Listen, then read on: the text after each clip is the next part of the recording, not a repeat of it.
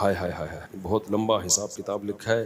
دیکھو، باغی بن کے شادی کرو، باغی بن کے نکاح کرو، کر کے بتاؤ سوسائٹی کی ایسی کی تیسی. اگر سورس آف انکم نہیں ہے تو اس نیت سے کمانا شروع کرو کہ شادی کروں گا، اللہ مدد کرے گا. اور کسی چیز میں آر محسوس نہ کرو. ٹماٹر کی ریڈی لگانی ہو ریڈی لگا لو، اللہ دیکھنا کیسی برکت دے گا. آپ کا ایک وقت پہ ٹماٹروں کا بزنس ہوگا، سمجھ رہے ہو. اور رکشا چلانا ہے، رکشا چلاؤ. نکاح کو فوکس کرو. نکاح کرنے والوں کے ساتھ اللہ نے مدد کا وعدہ کیا. میں نے سرسری طور پہ خط پڑھ لیا، لیکن میں یہ پڑھنے کے قابل نہیں ہے جو انہوں نے حالات لکھے ہیں نا، سنانے کے قابل نہیں ہے لوگوں. تو اس لیے آپ نکاح کو فوکس کرو، اللہ کی مدد انشاءاللہ آپ کے ساتھ ہوگی. ماں باپ سے پوچھ کے جو شادی کرتا ہے بہت بڑا بے وقوف ہے، اس کو بے وقوفی کا ایوارڈ ملنا چاہیے. میں آپ کے سامنے ماں باپ کے کتنے حقوق بیان کرتا ہوں کہ نہیں کرتا. مجھے نہیں یاد پڑتا کبھی مجھے والدین کا تذکرہ اور میں نے اپنے رونے کو ضبط نہ کیا ہو. یہ رشتہ ایسا ہے نا ماں باپ کا، انسان نہیں آنکھوں پہ ضبط کر سکتا. شادی میں نے اپنے ابا اماں کو بھی لفٹ نہیں کرائی، سمجھ رہے ہو. جب ہم نے شادی کی ہماری اماں تھوڑی خوش تھی دوسری شادی پہ کہ بیٹا ماشاءاللہ ماشاءاللہ. کون خوش ہوتا ہے؟ رشتہ ہی نہیں مل رہا تھا. جہاں جاتے لڑکی والے کہتے اماں کو تو لے کر آؤ، ہم کہتے اماں ہی تو سب سے بڑی رکاوٹ ہے. تو ہم نے اپنی اماں کے ٹوٹی پھوٹی کوشش کی قدموں میں جنت تلاش کریں. ہم نے میں نہیں کہہ رہا ہم نے بہت کوئی خدمت کی ہے، تو ٹوٹی پھوٹی کوشش کی کہ ہم اماں ہم سے راضی ہی جائیں. الحمدللہ راضی ہی گئی ہیں دنیا سے.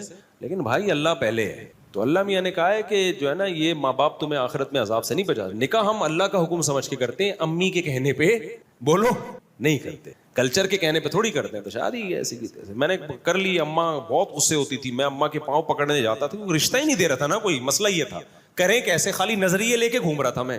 ٹھیک ہے، لوگ سن کے کان پک گئے تھے، یار مفتی صاحب دوسری شادی ہر وقت تو کر لو نا. ابے میں نے کہا وہ رشتہ ہی نہیں دے رہا تو کہاں سے کریں. کیوں نہیں دے رہا بھائی؟ کہیں طلاق یافتہ بیوہ کہیں بات چلاؤ، بولتے اپنی اماں کو تو بھیجو. اماں جانے کے لیے ایگری نہیں ہے، اب بیوی کو تھوڑی لے کے جائیں گے دوسری شادی کے لیے، وہ تو ویسے ہی ایگری نہیں ہوتی. لے کے کس کو جائیں، کوئی جا ہی نہیں رہا. تو بہرحال پھر میرے بڑے بھائی کو ہم نے غیرت ویرت دلائی تھوڑی سی. بڑے بھائی کو نا ان کو اس وقت تو تھوڑی سی غیرت آئی، جب شادی کے بعد مسائل آئے ہیں نا تو وہی انہوں نے بھی میرے اوپر نزلہ گرایا، یار اس نے مروایا، مجھے بھی اس نے مروا دیا. ان کو نہیں پتا تھا اتنا سخت ری ایکشن ہوگا کہ میں بھی پھنسوں گا اس میں. تو اور این میرے دو بھائی آخر میں ایگری ہو گئے تھے، چلو ٹھیک ہے کر لے یار. ایک بھائی نے بات کی جو میری اہلی ہے نا ان کے والدین سے، ہاں چلے ٹھیک ہے اب کرے گا. تو یہ ان کو یہ ڈر تھا کہ یار اگر میں انوالو نہیں ہوں تو پتہ نہیں کہاں کر لے جا کے کوئی آڑا ترشا، کوئی خاندان میں کوئی ایسی چیز نہ ہو. وہ راضی نہیں تھے وہ بھی، لیکن وہ اس لیے ہو گئے کہ یار یہ ڈھیٹ آدمی ہے، یہ کر کے چھوڑے گا. تو اب اگر ہم انوالو نہیں ہوئے تو پتہ نہیں کوئی اٹھا کے آڑے ترشا ہمارے خاندان میں بدنما کوئی دھبا نہ لگ جائے نا، کوئی منہ دکھانے کے قابل نہ رہے خاندان میں. تو ابھی کم از کم کسی اچھی جگہ پیغام بھیجا ہوا ہے اس نے خاندانی لوگوں میں. تو اس لیے وہ نہ چاہتے ہوئے آ گئے، لیکن عین وقت پہ وہ بھی مکر گئے عین وقت. اور پھر کیا ہوا ہے، جو چھوٹے بھائی کو میں نے کہا تو آ جا نکاح میں، کوئی تو ہو جس کو میں شادی میں بٹھاؤں.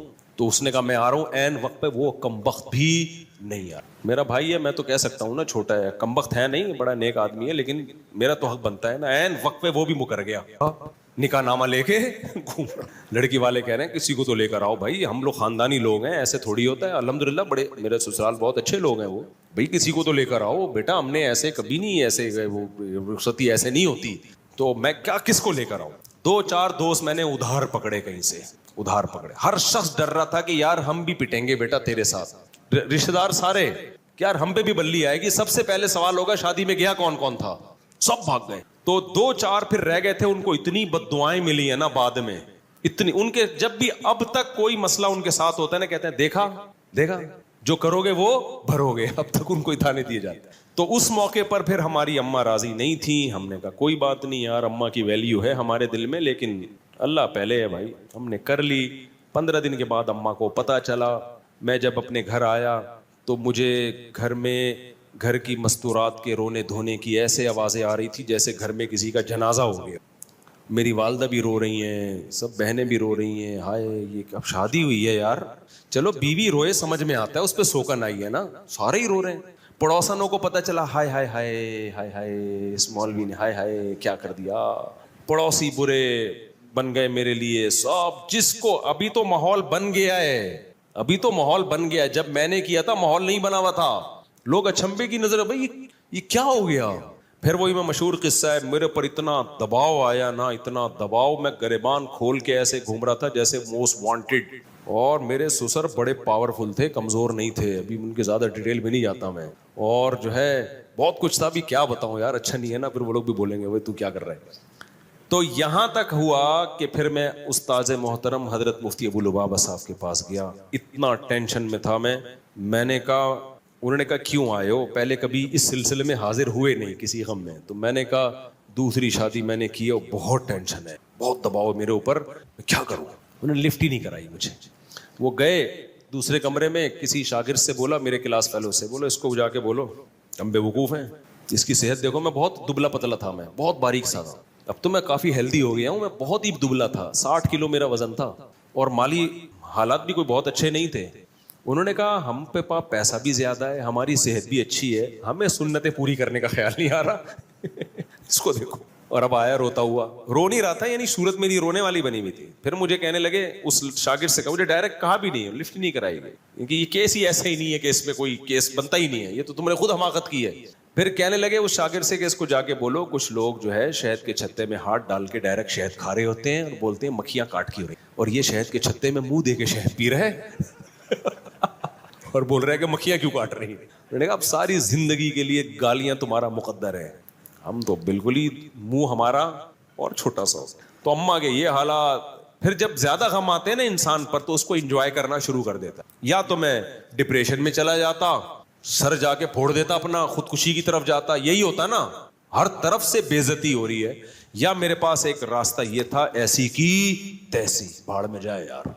پھر ہم نے یہ کیا, ہم نے کہا جاؤ. میں جب دلائل میں غور کرتا تو دلائل میں ہمارا پلڑا کیا تھا, بھاری. پھر ہم نے گریبان جان کر کھولا. پہلے تو ٹینشن میں کھولا ہوا تھا نا, ہم نے کہا ہم شریف آدمی ہیں ہی نہیں. لوگ کہتے تھے نا تم مولوی ہو کے, شریف آدمی ہو کے, اللہ کا شکر ہے ہماری عزت تھی, عزت دار گھرانے سے ہو کے شریف آدمی ہو کے. میں نے کہا کس نے کہا میں شریف ہوں, میں تو بدماش آدمی ہوں, تو تم تو دھوکے باز ہو. ہم نے کہا ہم ہیں دھوکے باز. تو اتنے خطابات ملے نا, اس سے میرا حوصلہ ایسا بلند ہوا نا, میں نے کہا تیسری بھی کروں گا, کسی کے باپ میں روکنے کی طاقت ہے تو روک کے دکھائے, ایسی کی تیسی. پھر جو میں پھڈے باز بناؤں نا, میں نے کہا یار اب ہمارے بڑوں نے بتا دیا تھا بیٹا زندگی گئی ہے پھڈوں میں, میں نے کہا ابھی نہیں, پھڈوں کو انجوائے کرنا ہے, ٹھیک ہے نا. یہ ہوا. تبھی تو میں کہتا ہوں دوسری شادی انتہائی ڈھیٹ قسم کے لوگوں کا کام ہے, یہ بغیرتوں کا, یعنی بہت ڈھیٹ قسم کے لوگوں کا کام ہے, سمجھ رہے ہو. اس میں بہت کچھ سننا پڑتا ہے, پھر برداشت کرو. پھر میرے اوپر دباؤ آیا, طلاق دو, اس کو دو یا اس کو دو, بہت دباؤ آیا میرے اوپر, دوسری کو چھوڑ دو. میں نے کہا میرے نا قتل کر دو, قتلے بنا کے بوری میں بند کر کے گدھوں کو کھلا دو, طلاق نہیں دوں گا میں. آج بڑے بےغیرت ہوتے ہیں, بےغیرت لوگ. دوسری شادی کی, عورت سے فائدہ اٹھایا, اور تھوڑے دنوں میں اس کو طلاق دے دی کہ جی میری پہلی بیوی کا دباؤ بہت تھا, میں مجبور تھا. ابے تو بے شرم آدمی, جب تیرے میں دم نہیں تھا تو نے کیا کیوں ہے؟ یہ بہت کیسز آ چکے ہیں. تبھی میں دوسری شادی والوں کو فوراً اپریشیٹ نہیں کرتا, جب کوئی آگے بتاتے نا دوسری کی ہے میں نے, ابھی کی ہے, ابھی آگے پتہ چلے گا, فوراً چھوڑ دیتے ہیں. ذرا سا دباؤ آتا ہے, میں تعریفیں نہیں کرتا بھائی اپنی, لیکن موٹیویشن کے لیے بتانا پڑتا ہے. ہم نے جب کی ہے, ہم پر جو دباؤ آیا ہے نا آپ سوچ نہیں سکتے, بہت دباؤ آیا ہے. تو میں نے کہا کہ مجھے, یہ میرے الفاظ ہیں, آپ بھی سیکھ لو. میں نے کہا مجھے قتل کرو, چاپڑ لے کے بوٹیاں بنا کے کوؤں کو کھلا دو, یہ ہو سکتا ہے, طلاق نہیں ہوگی. اب غلط کیا, صحیح کیا, کر لیا, بس. سب کہہ رہے تھے غلط کیا, میں کہہ رہا تو چلو اس پہ مشورہ کریں گے, غلط کیا کہ صحیح کیا ہے, کر لیا. اب یہ ریورس نہیں ہوگا یہ عمل, سمجھ رہے ہو, اب یہ عمل ریورس نہیں ہوگا. تو ایسے دھماکے کرنے ہیں تو کرو بھائی, ورنہ جیسے تمیز سے بیٹھے ہوئے ہو نا ایسے زندگی ہو جائے. لیکن خدا کی قسم اس ٹینشن کا اپنا مزہ ہے یار. اتنا مزہ آ رہا تھا نا, گریبان کھول کے ادھر جا رہا ہوں, وہاں گالیاں سننے کو ملی, پھر ادھر آ رہا ہوں. تو اس سے اتنے فائدے مجھے زندگی میں حاصل ہوئے, اتنا کانفیڈنس ہوا. پھر میں نے کہا اب تیسری کروں. پھر پھڈے. ابھی میرا بیٹا مجھے کہہ رہا ہے ابا میری شادی کر دو, زبان سے نہیں کہہ رہا, ادھر ادھر سے اشارے کروا رہا ہے. تو میں نے پتہ ہے کیا کہا ہے, میں کر دوں شادی, مجھے کوئی وہ نہیں ہے, میں بچوں کی شادی بر وقت کرنے کا قائل ہوں. ہاں میں لوگوں سے یہ کہتا ہوں کہ بچے میں اگر ذرا سا بھی خطرہ ہے نا کہ باپ پہ بوجھ بنے گا, پھر اپنے خرچے پہ نہیں کرو. کیونکہ بعض بچے ابا کے خرچے پہ کر کے, پروڈکٹ ہر سال آتی رہے گی ان کی, وہ سارے خرچہ کون اٹھائے گا, وہ اپنی ذمہ داری نہیں اٹھاتے. تو پھر ایسے میں ماں باپ کو کبھی ترغیب نہیں دیتا کہ اپنے خرچے پہ بیٹوں کی شادی کرو. ہاں بیٹا سمجھدار ہے, آپ کو پتا ہے کہ یہ اپنی ذمہ داریاں پوری کرے گا, ابھی بے روزگار ہے, کل روزگار لگ جائے گا, تو پھر باپ کو چاہیے کر دے. لیکن مسئلہ میرے ساتھ ایک یہ آ رہا ہے کہ یار اگر میں اپنی بہو ابھی اسی گھر میں لے آؤں اور ساس بہو کے جھگڑے ہو گئے شروع, تو اپنے جھگڑے تو انسان نمٹا سکتا ہے, دوسروں کے نہیں نمٹا سکتا. تو پھر میں اپنے بارے میں بولتا ہوں تیرا کیا ہوگا کالیا, یعنی میرا کیا ہوگا کالیا, کیونکہ میں نے پہلے دوسری کی, پھر پھٹے ہوئے, پھر تیسری کی, پھر دوبارہ سے دونوں کے الگ سے پھٹے شروع ہو گئے, پھر چوتھی کی, پھر تینوں کے پھٹے. اب میں جا کے میری زندگی تھوڑا سکون میں آئی ہے, پھٹے مڈے ختم ہوئے, اب میں بہوؤں کے پھٹے شروع کر دوں, نہیں سمجھ میں آ رہی میرا خیال ہے.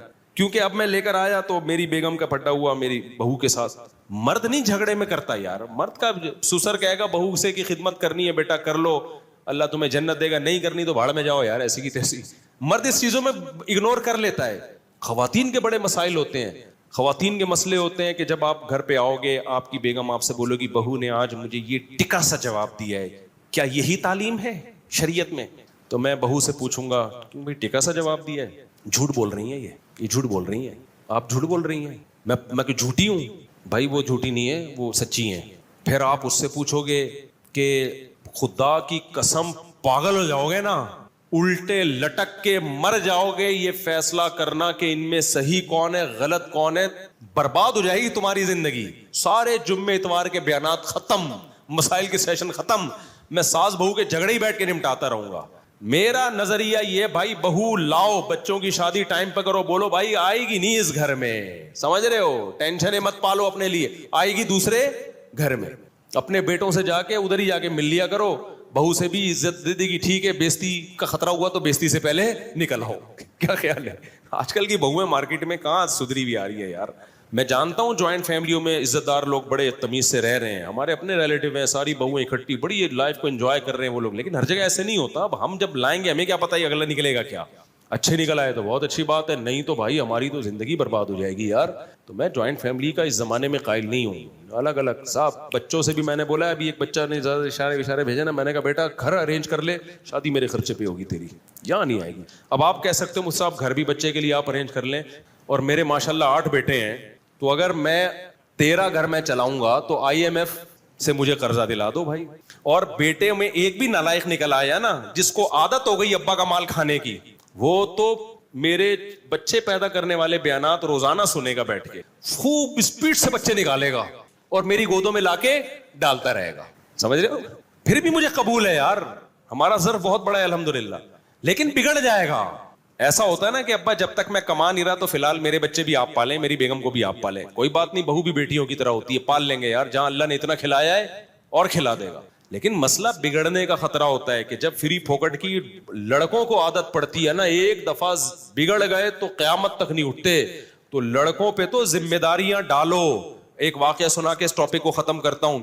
ہمارا ایک جاننے والا ٹھیکیدار ہے, بہت پیسہ ہے اس کے پاس. میں نے کہا یار تمہیں اللہ نے اتنا نوازا ہے, اتنا تم کما رہے ہو, کہتا ہے یہ سب میرے باپ کی مہربانی ہے. میں نے کہا شاید اس کے باپ نے بہت پیسہ دیا. کہہ رہے نہیں, میرے باپ نے میرے سامنے سے روٹی چھین لی تھی. کہہ رہا میں ہڈ حرام تھا ونس اپون اے ٹائم, باپ کے ٹکڑوں میں پلتا تھا, گھر آ کے کھاتا رہتا تھا اور جا کے لڑکوں میں بیٹھ کے سٹے. کہہ رہا میرا باپ سمجھاتا رہتا تھا بیٹا کچھ کر, بیٹا میں کرتا نہیں تھا. ایک دن باپ نے میرے سامنے سے کھانا ہٹا لیا, بولا آج کے بعد تو اپنے خرچے پہ کھائے گا. کہہ رہا اس وقت تو مجھے بڑی بے عزتی, لیکن باپ نے میری خیر خواہی میں کیا, سمجھ رہے ہو, مجھے اپنے پاؤں پہ کھڑا کرنے کے لیے. کہتے ہیں نا مجھے چلنا سکھانے کو سہارا چھین لیتا ہے. بچوں سے بعض دفعہ سہارا چھینا جاتا ہے تاکہ اپنے پاؤں پہ چلنا سیکھیں. بچہ سمجھتا ہے میرا باپ ظالم ہے, مجھ سے بیساکھی چھین رہا ہے. بھائی ڈاکٹر یا باپ بیساکھی آپ سے اس لیے نہیں چھین رہا کہ آپ کو وہ گرانا چاہتا ہے, وہ آپ کو اپنے پاؤں پہ کھڑا کرنا چاہتا ہے. بعض دفعہ اللہ کی طرف سے ایسے حالات آتے ہیں کسی نوجوان پہ کہ وہ اسٹیبل ہو جاتا ہے, وہ اپنے پاؤں پہ کھڑا ہو جاتا ہے. تو شاعر نے اسی کو کہا مجھے چلنا سکھانے کو سہارا چھین لیتا ہے. اللہ بعض دفعہ سہارا چھینتے تاکہ تم خود چلنا سیکھو. کہہ رہے ہیں میرے باپ نے میرے سامنے سے کھانے کی پلیٹ ہٹا لی اور کہا تو اپنے خرچے پہ کھائے گا. کہہ رہا اس وقت تو مجھے بڑی بے عزتی محسوس ہوئی, لیکن جب ہوش آیا تو میں سمجھ گیا. اس کے بعد میں نے کمانا شروع کیا, محنت کی, اور آج کروڑوں میں کھیل رہا ہے وہ آدمی. تو ڈر یہ بعض دفعہ ہوتا ہے کہ آپ اپنے بچوں کی اپنے خرچے پہ کرانا شروع کر دو, پتہ چلا وہ کیا بن گئے, اپاہج. تو کراؤ ضرور. لوگ مجھے کہتے ہیں مفتی صاحب کبھی آپ بیان کرتے ہو اپنے خرچے پہ بیٹوں کی شادی کرا دیا کرو, کبھی آپ کا بیان آ رہا ہے نہیں کرایا کرو. بھائی یہ بچوں کی نوعیت پر ہے. جس بچے کے بارے میں آپ کو یہ خطرہ ہو کہ یہ اپاہج ہے, کر کچھ نہیں رہا ہے, یہ نالائق آدمی ہے, اس کی کبھی بھی مت کراؤ. کیونکہ اگر اس کی تم نے شادی کرا دی وہ اسپیڈ سے بچے نکالے گا دبا کے, اور تمہاری گود میں لا کے ڈالتا رہے گا, خرچہ ایک بھی نہیں اٹھائے گا, اور پھر اور پوستی ہو جائے گا وہ. لیکن اگر بچہ سمجھدار ہے, آپ سمجھتے ہو کہ جو کام اس کے ذمہ لگایا جاتا ہے وہ کر رہا ہے, پڑھائی کو فوکس کیا ہوا ہے اور محنت کر رہا ہے, اس کی اپنے خرچے پہ کرایا, اس سے تمہارے رزق میں بھی اللہ تعالیٰ برکت دے گا, تمہیں بھی اولاد ملے گی, پوتے نواسے ملیں گے, بچہ برائیوں سے بچے گا. لیکن کرانا اس گھر میں نہیں ہے. بیٹا بڑا ہو, چل بھائی دوسرے گھر میں بہو آئے گی, اپنے لیے ٹینشنیں مت پالو. بہت خطرناک لڑائیاں ہوتی ہیں عورتوں کی, اور ان لڑائیوں میں انسان کی ایسی کی تیسی ہو جاتی. اپنی لڑائیوں انسان کو پتا چل جاتا ہے کہ میں نے کیا کرنا ہے. اپنی لڑائی میں یہی ہے کہ شکست مان کے قبول کر لینا ہے, وہ دب جائے گی. بھائی آپ کا بیوی سے پھڈا ہو گیا, دلائل کی دنیا میں گئے, بیگم کی سمجھ میں نہیں آیا, آخر میں آپ بولو میری غلطی, آئندہ نہیں ہوگا, ختم ہو گیا پھڈا. کیا خیال ہے؟ بہو کو یہ سمجھانا نا کہ تم بول تمہاری غلطی ہے, یہ نہیں. اور اس میں بعض دفعہ ساس ظالم ہوتی ہے, وہ اور جری ہو جاتی ہے. تو اپنی غلطی میں تو یہی ہے کہ آپ سوری کر لو گے یا جھک جاؤ گے, بولو گے ٹھیک ہے جی, مٹی پاؤ گے تو. لیکن خواتین کے میں ایسا نہیں ہوتا, وہ کہتی ہیں جس کی غلطی ہے اس کو سزا ملنی چاہیے. اور کون غلطی مانتا ہے اس زمانے میں؟ وہ ایک آدمی کی شادی ہوئی, 100 سال ہو گئے, بڑا ہینڈسم اسمارٹ نکلا نا وہ. لوگوں نے پوچھا یار تم 100 سال میں بھی اتنے ہینڈسم, اور تمہاری بھابھی, ہماری بھابھی بھی ماشاءاللہ بڑی ہینڈسم ہے, یہ ہوا کیا ہے؟ کہتے دیکھو میری جب شادی ہوئی تھی تو میرا بیوی سے ایگریمنٹ ہوا کہ جب بھی غلطی ہوگی نا تو جس کی غلطی ہوگی وہ سوری کرے گا, اور سوری بھی کرے گا, اور 500 قدم بھی, 500 نہیں یعنی 10 کلومیٹر بھی پیدل چلے گا وہ. تو کہہ رہے جب بھی ہماری لڑائی ہوتی ہے سوری بھی میں ہی کرتا ہوں, 15 کلومیٹر پیدل بھی نہیں چلتا ہوں. اس چکر میں واکنگ کر کر کے میں دبلا رہا ہوں, اور میں 100 سال کا ہو گیا. تو اس نے کہا چلو جب بھی غلطی ہوتی ہے تو ہی مانتا ہے, اور 15 کلومیٹر بھی تو ہی چلتا ہے, تو بھابھی کیوں اتنی اسمارٹ ہے؟ کہہ رہے وہ یہ دیکھنے کے لیے میرے پیچھے